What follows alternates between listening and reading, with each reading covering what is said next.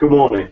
So I'm Ian Sharp, and this is Business at the Sharp End, a Khemeia consulting hangout where I talk about issues that are facing small businesses and questions that we get asked a lot and barriers that small businesses come up against when trying to grow.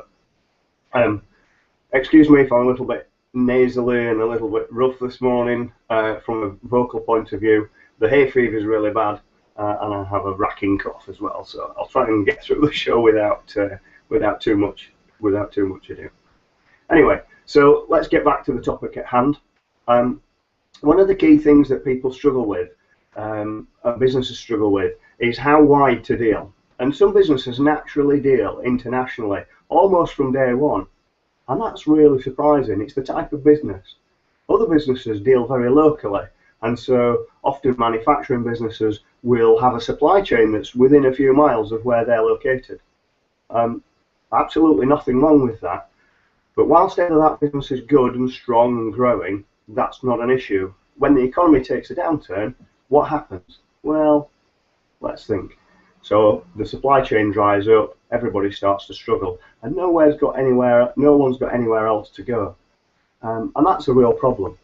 So the way to build strength in a business, in a growing business, is by diversity. And if you can possibly supply goods and services internationally, then that is a great thing to be able to do. And we've done that over the years. We've had the benefit of being in the electronics industry, which is a global industry. So you've almost got no choice but to export. And in fact, over the 20 odd years, oh, is it that long? Yes, it is. Over the 20 odd years, I've travelled extensively and been able to go to other countries, other regions, both designing products for those regions and selling products into those regions. And it starts to open up your vision and view of how easy it actually is to sell abroad. Obviously, there are some difficulties, logistical difficulties, like having to get on a plane and go somewhere. It's quite threatening for people as well. You're going somewhere where they don't necessarily speak your language, and even if they do, if you've ever sold to America, yeah, they speak our language, broadly speaking, but there's the way language is used, which is misinterpreted. And I've had the luxury of working with an American company and for an American company for a short time, where you really don't realise what the level of cultural issues are until you dig into them. The language barrier can be a problem. The logistics of getting there can be a problem. And then there's the fear factor. Most of us have only ever been abroad on holiday, and we buy a package tour typically. We go to the airport, we get on a flight, we get off the flight at the other end on a bus, taken to where we're going. We don't have to think about anything. It's made really simple, and business isn't like that. Now, if you've got a good partnership abroad, you can get them to meet you at the airport, and that reduces a lot of stress and strain because they typically pick you up and take you somewhere. But actually, as long as you know where you're going, you've got a hotel booked, you can take it printed out or on your smartphone or tablet. 9 times out of 10, you can show it to a taxi driver, and they'll take you to wherever you're going. One thing to be careful of: taxi drivers in some countries, you need to negotiate the fee up front. As one of my colleagues found out many years ago, when he got stung for about £90, when actually it should have cost him about 20. But you live and learn. He basically spent all the money he had on him, all the cash he had on him, on one taxi fare. So yeah, so those things can be daunting. But in those 20 odd years, you don't get many issues where there's a real problem, and most places are very, very welcoming. Very welcoming. Can be an issue from a language barrier perspective if you go to somewhere like central Japan or in one of the big cities in China, pardon me, or South Korea, any of the Far East Asian countries where English is not widely spoken, you've got quite a problem communicating and navigating. But with a little bit of help up front, you can sort that out. The other thing that is really helpful for most companies is UKTI and the British Civil Service are actually very helpful to businesses that want to export. So there are programs that you can go on. They do UKTI run trade missions as well, all over the world. And I'd recommend looking at the UKTI website and seeing if there's anything appropriate to your business to see whether you can get a trade mission that helps you expand your business and find trading partners. And a few of my clients have been on those types of trade missions, and they always say they're invaluable, whether that's because they've met people on the flight, people at the mission, or just simply the things that they've seen. So some have been to Silicon Valley, some have been out to China, and lots of other places as well, depends what industry you're in. So definitely worth checking out the UKTI website, lots of help there. But also the British Civil Service publish some really good guidelines. They're on the .gov site, and they're about what's culturally expected when you arrive in another country.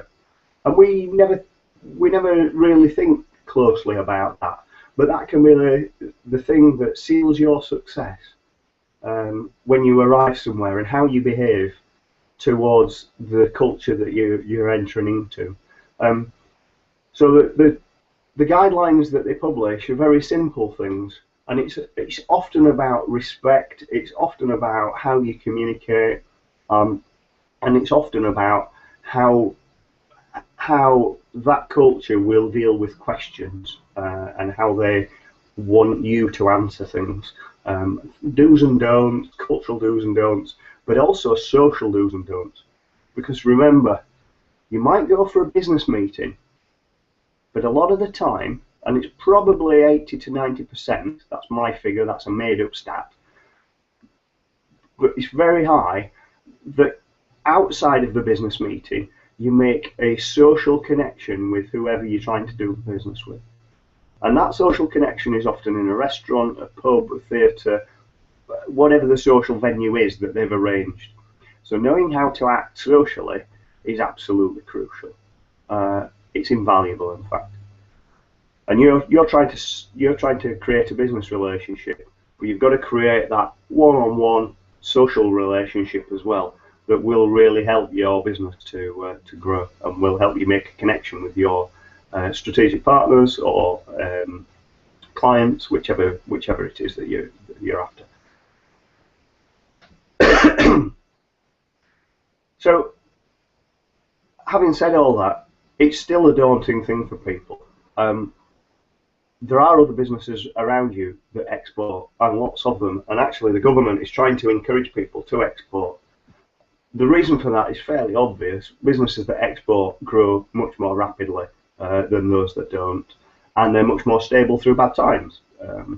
As economies rise and fall, if you're exporting to a country that's economy is doing okay or better performing than our own, then the chances are that your business will actually survive any downturns in orders locally. And similarly, if your international market has taken a downturn and you've got a good strong domestic market, then you've got some balance to your business. If it's all in one economy, then unfortunately, you're going to struggle like everyone else that trades locally. So it's not as daunting as you might imagine. It is very tiring. Spending 14 hours on a plane for a few hours meeting only to get back on a plane and come home is pretty grim.